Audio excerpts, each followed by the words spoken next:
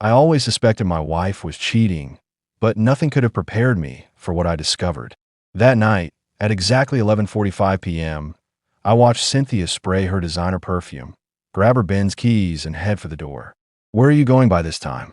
I asked. Without looking at me, she said, "Prayer meeting." "Don't wait up." "Prayer meeting?" "At midnight." Cynthia was the provider of our home. She paid our lecky rent, bought groceries, handled the bills, and even gave me a monthly allowance after I lost my job. On the outside, I looked like a king. Inside, I felt like a prisoner of my own suspicions. Every Friday, she left the house and came back around 2 a.m. smelling of smoke and sweat.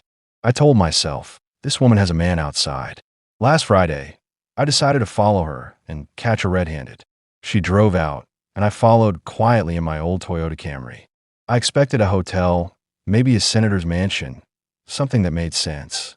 But she drove past all the expensive places and headed straight to the mainland, then to a dark, creepy corner under Oberlin Bridge.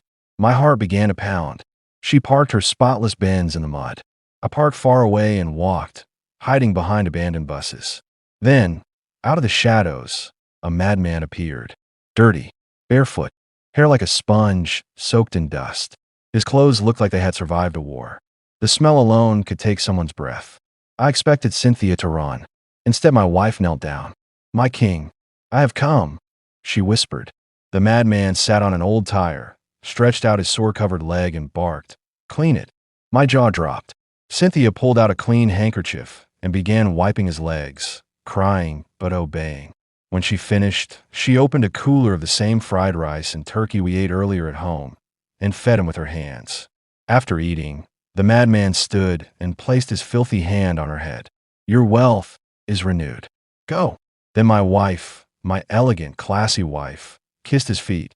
I couldn't hide anymore. "Cynthia," I shouted. She froze. The madman froze. But the fear in her eyes wasn't for me. It was for herself. "You fool. Who told you to come here?"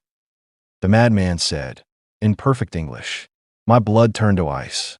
Cynthia stood and faced me. "Michael, you enjoyed the money, didn't you? The comfort? The luxury? This is my source.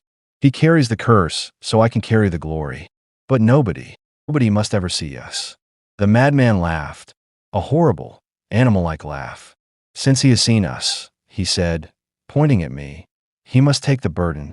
I tried to run, but my legs felt like they were sinking into the ground. The last thing I heard was Cynthia's voice cracking. "I'm sorry, Michael. I can't go back to poverty." When I woke up, it was morning. I was lying by the roadside, wearing torn shorts, hair tangled. People avoided me, covering their noses. I tried to talk, but only laughter came out of my mouth. Ha. Then I saw a Benz drive past. Cynthia's Benz. My wife looked richer, more beautiful, untouched. She didn't even glance at me. Now I sit under the same bridge, waiting for Friday nights. That's when she brings food. Because until someone else follows her here, until the curse transfers again, I am the new madman.